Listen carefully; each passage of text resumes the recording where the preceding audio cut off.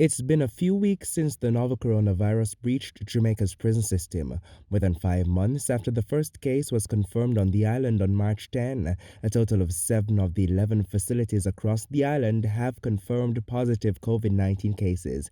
And although established protocols have been implemented, the case count continues to increase, resulting in a proposal to the government to conduct a widespread early release of prisoners. But public defender Eileen Harrison Henry says any early release of prisoners must be done on a case by case basis.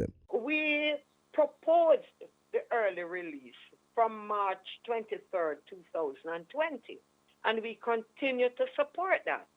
And we believe that however, can only be done after an assessment of each case. It cannot be a broad brush.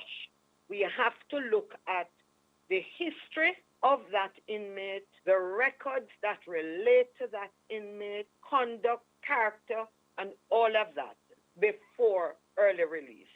So we are not suggesting a broad brush early release. Mrs. Harrison Henry says while she acknowledges the fear of contracting COVID-19, which prisoners face, as well as overcrowding concerns, there must be discussions ahead of making a decision that could have widespread impact. We do not support a broad brush to say, well, release everybody. I do not think that we have the internal national security capabilities and apparatus as a country to manage that. We can't. We have to remember, that the preferred weapon in Jamaica is a gun. These persons are not detainees, and I want to make this point very clearly. These persons are convicted persons.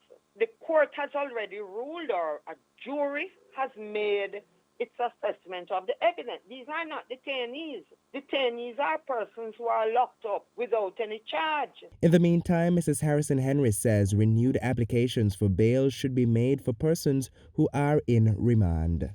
Under the Bail Act, each time you go back before the court, you can make a renewed application. Of course, we know that the department is actually has isolated persons who are suspected of being infected and kept away from the general population.